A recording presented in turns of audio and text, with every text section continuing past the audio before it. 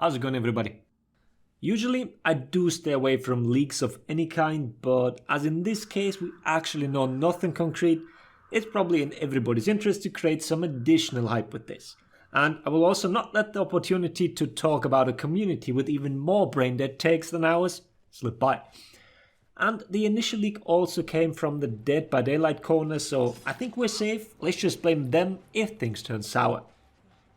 As you can see, a Dead by Daylight / For Honor crossover event is supposed to happen for Halloween.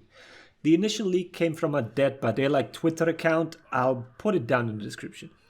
And some Dead by Daylight content creators also said it's a credible source. I'm happy that they do make an effort and did some incredible research that came to the conclusion this Twitter account is usually right. Some amazing detective work right there. So, let me do this then. Why might a crossover between these two games actually happen?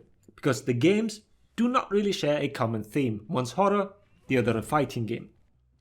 But what they do have in common are two developers that have moved from Ubisoft to Behavior, and both of them worked at For Honor. First one is Luc Duchesne. He was the brand director of For Honor and executive director for multiple other titles like Valhalla or Watch Dogs. Senior positions.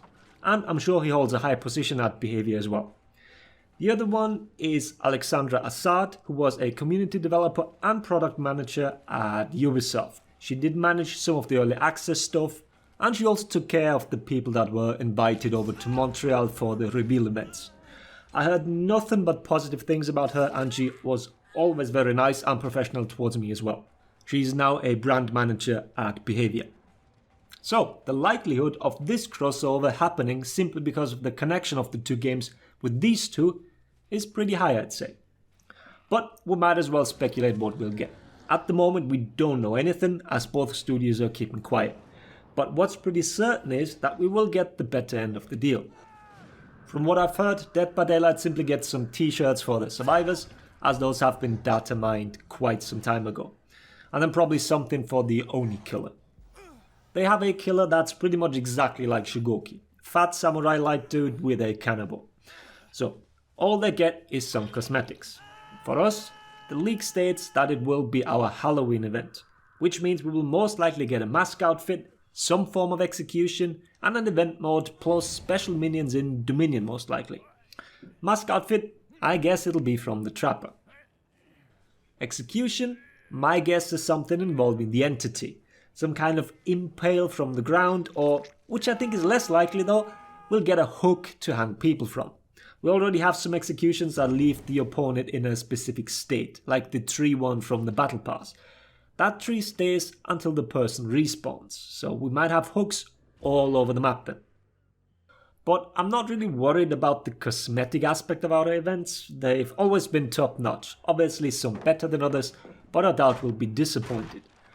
But this can't be said about the event game modes. You've heard me rant plenty of times about those. Now then, Dead by Daylight is a 1 versus 4 asymmetrical game. 1 killer, 4 survivor. Adapting this to For Honor is, well, a demanding task, I'd say. If they go down that route, one possible approach is with the arcade modifiers, depending on how strong they want to make the one person. But in the end, I don't see this working out too well. Either the one person will be a pushover, or the modifiers will make fighting that one guy absolutely boring, or even impossible. Or maybe they don't even attempt this and just give us little minions who are killers from Dead by Daylight. Obviously the unlicensed ones, but getting Trapper, Hillbilly and Wraith as minions is a possibility. But let's quickly talk about another reason why they're even doing this in the first place. You do crossover events because it is cross-promotion. Each game's community talks about the other's game. And as I've hinted at before, the Dead by Daylight community has, without question, some of the dumbest takes out there. You look at our For Honor rant sub, and then at some of the Dead by Daylight takes, and you think our poses are taken straight out of Mensa. They are thick as pig shit. It's phenomenal as an outsider. Listening to True Talent once again, or Scott Jund, will be an absolute delight. I cannot wait to hear their uninformed nonsense. But then at the same time, I wish we had an Odds Strava in our community as well. Don't you want to come over for a bit, Odds? But I do think that we might profit more from this than Dead by Daylight. Dead by Daylight is big on Twitch. We're not. Our directory is tiny compared to theirs. So, if you're a fan, a streamer, do take this opportunity to do some networking.